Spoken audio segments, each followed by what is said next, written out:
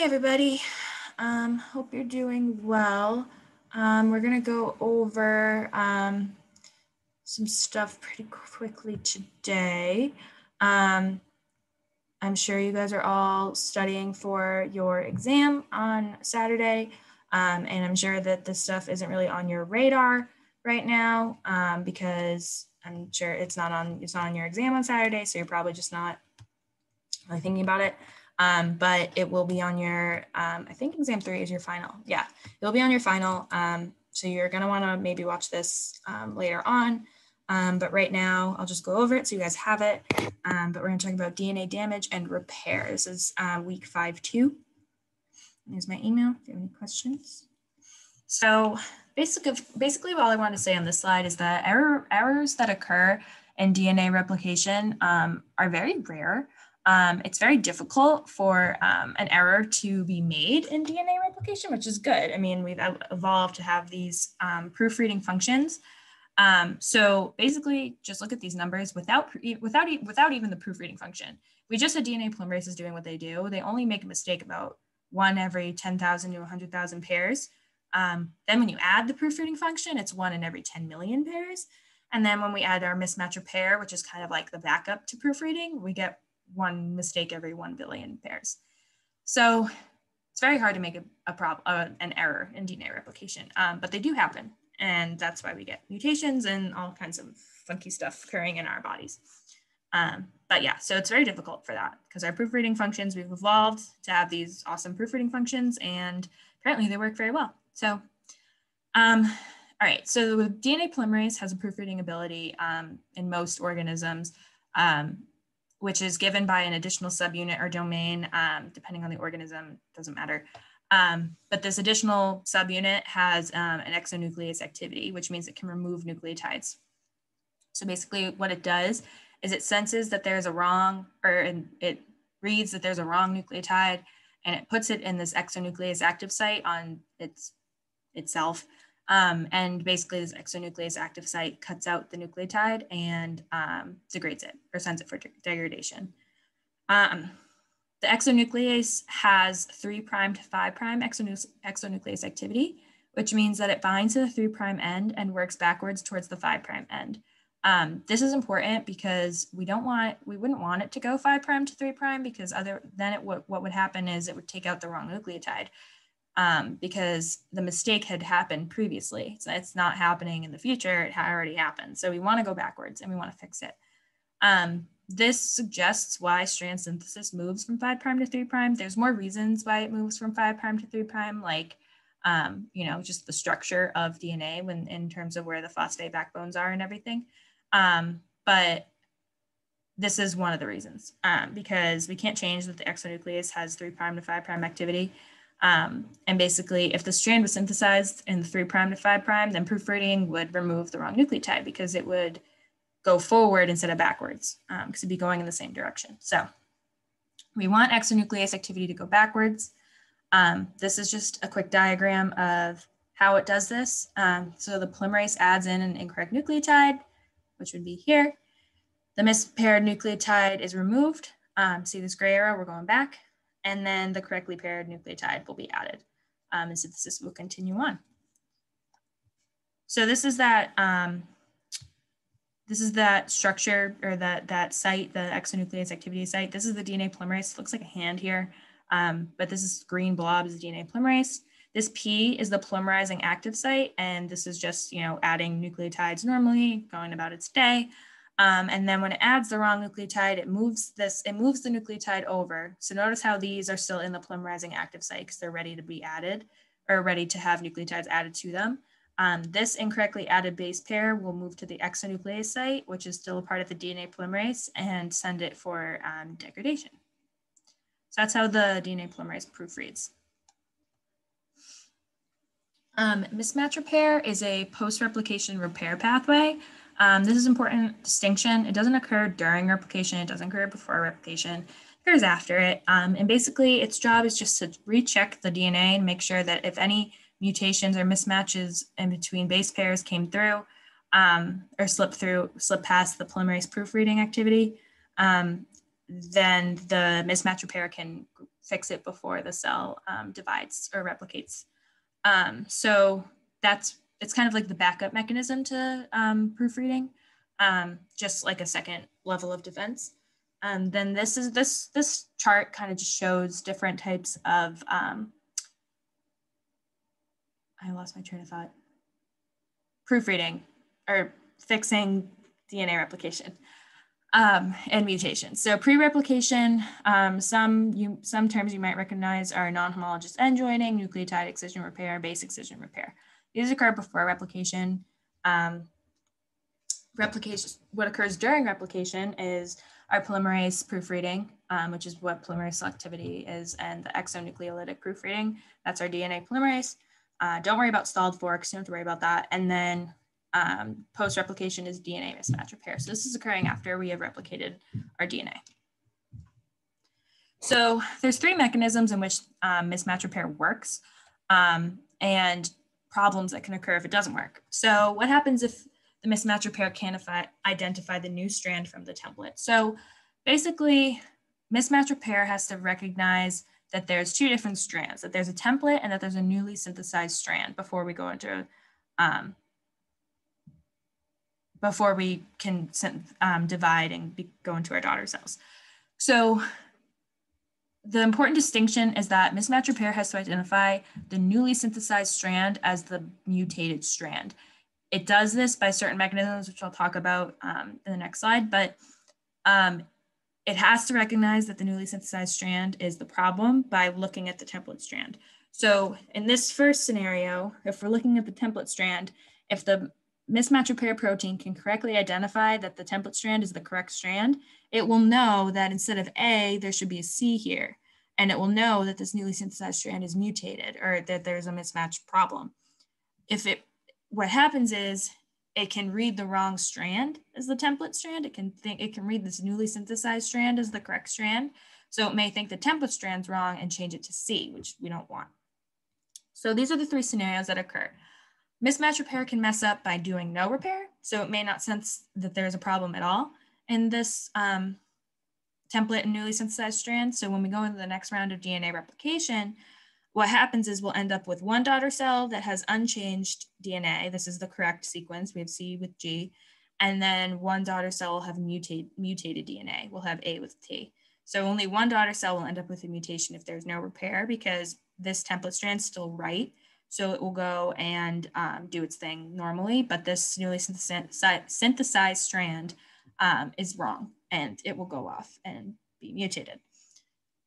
The second scenario is, like I said, the mismatch repair proteins recognizing the template strand is the mutation instead of the newly synthesized strand. So what happens here is it will change this G to T when it shouldn't, and then this mutation will go off in both rounds of replication, and both daughter cells will end up with the mutation. That's bad. We don't want that. And then the final scenario that can occur is what we want to happen. The mismatch repair proteins recognize the newly synthesized strand as mutated, and the template strand's the correct one. So it'll change this A to C, and then we have both daughter cells in our next round of DNA replication to be normal and unchanged. So the mechanism, basically what happens is that the proteins, we call them the MMR proteins, recognize that there is a lesion or a distortion. So the structure of the DNA is altered when there is a mismatch, as you can see here. When this mutation or the incorrectly added nucleotide, there's this little bump here that's called a lesion or a distortion. And that is how the MMR proteins can scan and find that there's a mismatch, because notice how this one's flat, this one's not. That's how it does that. So that's a lesion or distortion, and it just scans the DNA for these lesions. The specific mechanism differs in eukaryotes and prokaryotes, which I'll go over in a minute, but one way that that E. coli recognize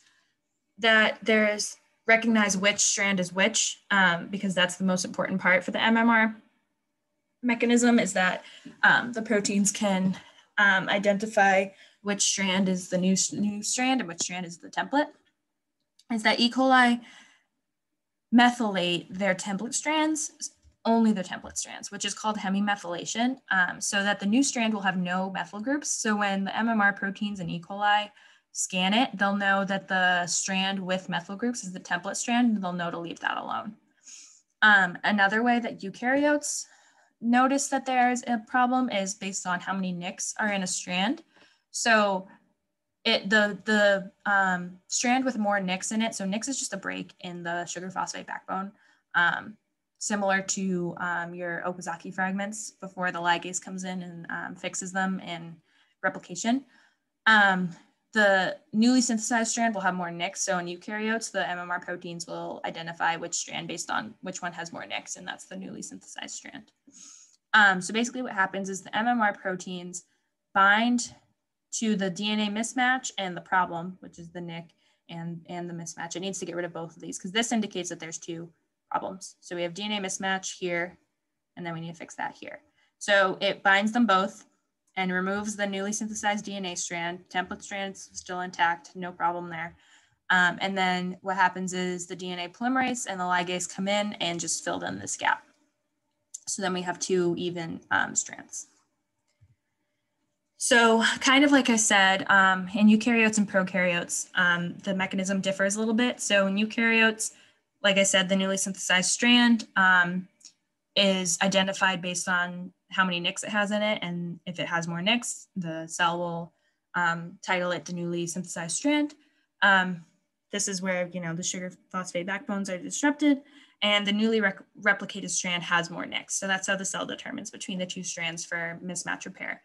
And then in E. coli, like I mentioned, also it methylates its DNA template at the specific sequence. You don't really need to know the specifics of the sequence, but that's just where it methylates it. So it becomes hemimethylated where only one strand is methylated, and that's the template strand. So the MMR proteins recognize the newly synthesized strand as being the strand that is not methylated. And it knows to remove the nucleotide from that strand, not the template, which would be methylated. After the mismatch is repaired by taking it out, like I said, the gap is filled in with the DNA polymerase. Usually wherever the DNA polymerase goes, the sliding clamp also goes, so I just added it. And then like in replication, the DNA ligase closes the little gaps between the oxygen on the 3' carbon and the phosphate on the 5' carbon. And then this is once again, just, you have this MMR excision and then resynthesis. It fixes the problem, it takes it out and then resynthesizes, takes it out, resynthesizes. That's how it fixes those problems. All right, so DNA damage. So our DNA gets damaged every day, usually by endogenous reactive oxygen species or exogenous chemical mutagens like tobacco, smoke, or radiation. Every time you get a sunburn, that's a physical picture really of damaged DNA because those cells are all dead. So you've damaged all that DNA. I've had my fair share of sunburns, I know. That's damaged DNA. So some common types of base-specific DNA damage, and I say base-specific because these are damage that occur between the base pairs. We're not talking about the backbone. We're not talking about any other aspects of the DNA structure. We're talking about base-specific DNA damage. And there's depurination, deamination, and pyrimidine dimers. So depurination, it's in the name, depurination, we're getting rid of a purine. So basically what happens is the bond between the sugar and the purine spontaneously breaks. It just breaks. And as a result, adenine or guanine are released based on whichever one it was. Trying to remember adenine, guanine, angels and gods are pure. That's how I was taught to remember it in Bio 151. Maybe it'll help you, I don't know. But yeah, so these are your purines, guanine and adenine. And this is the bond that's being broken between the sugar and the purine. And what happens is the purine is released as a result and water is put in. So instead of this, like this bond here, we get an OH, and this is now a depurinated sugar because we've lost our purine. So that's depurination. Deamination occurs when basically the short description is cytosine is turning into uracil. So oxidative reactions, it's an oxidative reaction that occurs spontaneously, and it changes this nitrogen group attached to this carbon right here this NH2 to a double bonded oxygen. And this is the single deciding factor between cytosine and uracil that differentiates them. Other than this functional group and this functional group, cytosine and uracil have the same exact structure. So we're not losing anything besides this nitrogen group or amine group, whatever, orgo. This bond is the same. So we're still bound to the backbone. It's still at this functional group. Now I'm thinking only of organic chemistry. This base will not leave.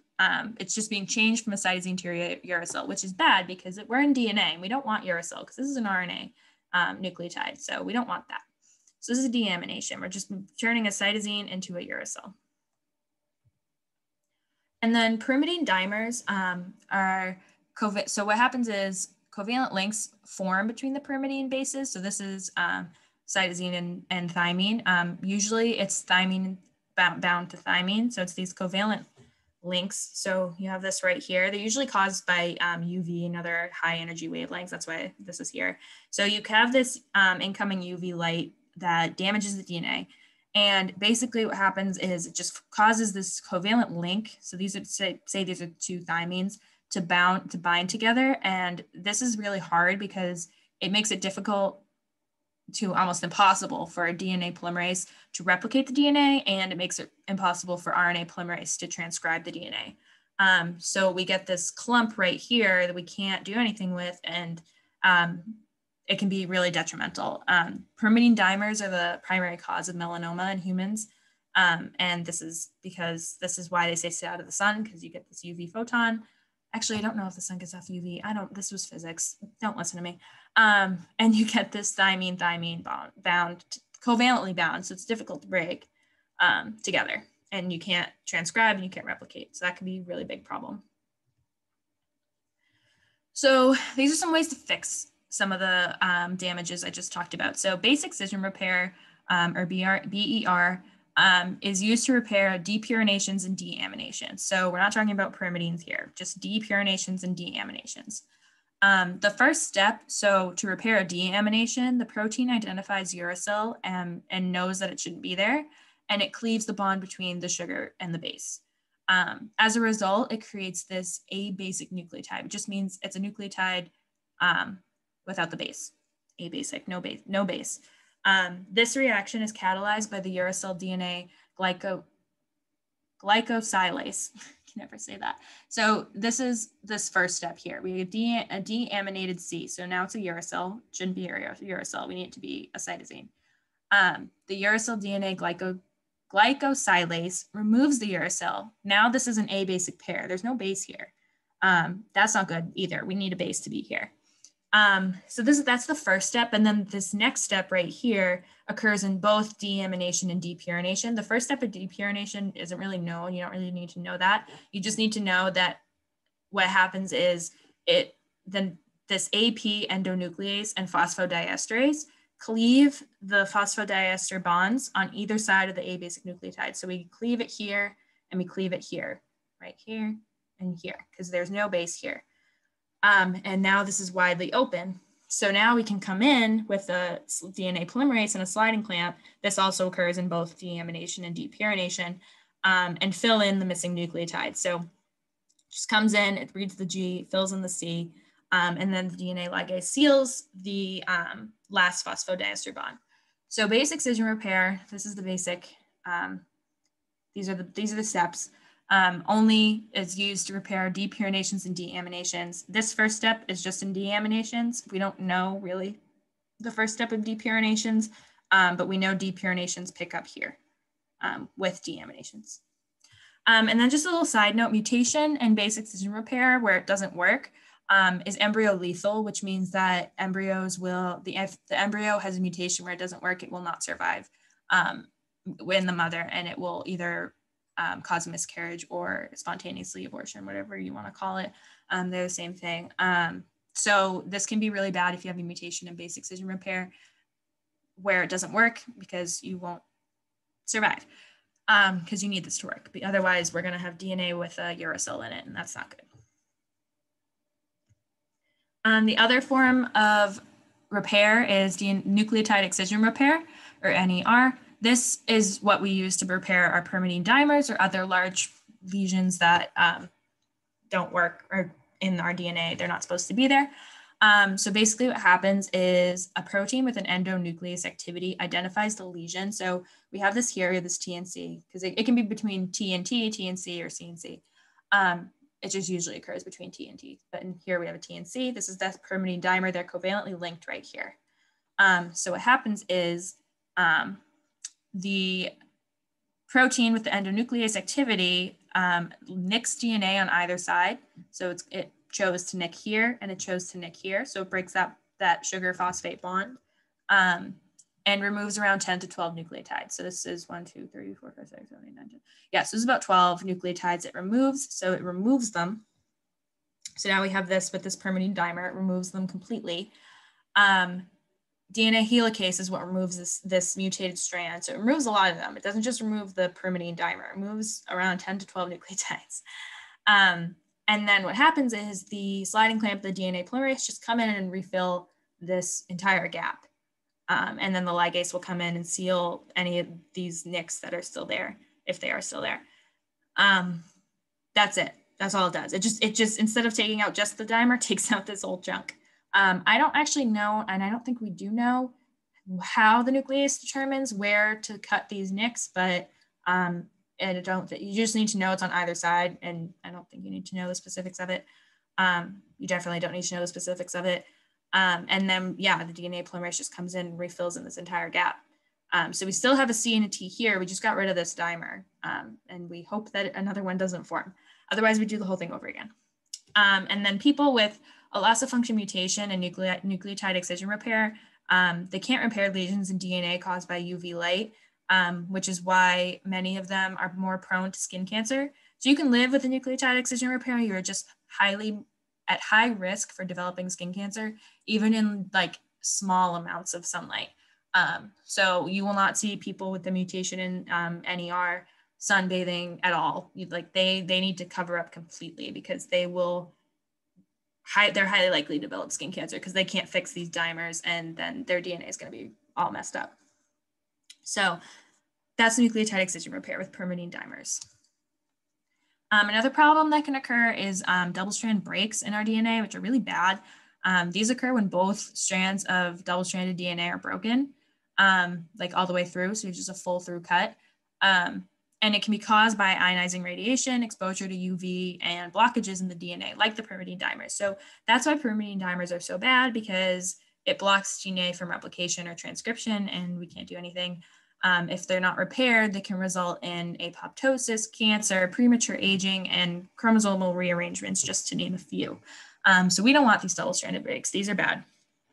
And then 2 ways to repair double-stranded breaks, which occur before replication, are non-homologous end joining and homology-directed repair. So non-homologous end joining, basically, so we have this double-stranded break. What happens is it cleaves the nucleotides at the ends of the break. So it cleaves these nucleotides on either end to make it even. And it's done by exonuclease activity. And then basically the ends are just joined together by DNA ligation. That's it.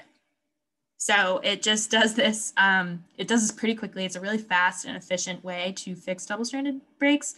A majority of our cells in the body use this because we can do this with non-dividing cells. We don't need a template. So what happens is the double-stranded break is repaired, but because we cut out some of these nucleotides, we do lose some nucleotides in this break, which could be good and bad. It depends. But this is why these are good. These are good for really non-dividing cells. So this is how the cell repairs. That's not non-homologous end joining. It just makes these even by breaking off a couple nucleotides and then joins them together by a ligase. And then homology-directed repair is kind of even more simpler. Basically, a DNA template is just used to perfectly repair the double-stranded break. DSB, I put as double-stranded break. It's done through homologous recombination and breakage-induced replication. That's it. That's all you need to know. It just uses a template. This is kind of confusing, but basically it just uses this template. You have this double-stranded break here, and it HDR is homology directed repair. And it reads this template and then it just literally copies it and fixes it. That's all it does. This occurs in coding DNA and dividing cells. E. coli have a high percentage of dividing DNA or coding DNA. So they're more likely to use homology directed repair over non-homologous end joining. But here are the pros and cons of each for a double-stranded break. So the pros for non-homologous end joining is that the homologous strand is not required. A homologous strand is not required. You don't need a template, so it can be repaired really in any cell with this mechanism. However, a con is that you lose nucleotides, so genes or pieces of DNA that code for genes can be damaged and information can be lost because it's a really quick fix to double-stranded breaks. However, with homology-directed repair, a pro is the DNA is repaired without damage. We don't lose any information with this one. But a con is that we must have another double-stranded version of the broken DNA available to use as a template. If we don't have that, we can't use it. And yeah, so that's it. So yeah, so non-homologous end joining, I just want to emphasize, are really found in non-dividing cells because there usually is not a template available, and homology-directed repairs usually occurred in dividing cells. And non-homologous end joining is more likely to be found in human cells, and homology-directed repair is more likely to be found in prokaryotes like E. coli. And that's it. That's all I have for you guys. So I hope this helps. If you have any questions, feel free to ask. Feel free to email me, Sebastian, Professor Francis, whatever. Yeah, and I hope this helps. Good luck on your exam this weekend, and let me know if you have any questions.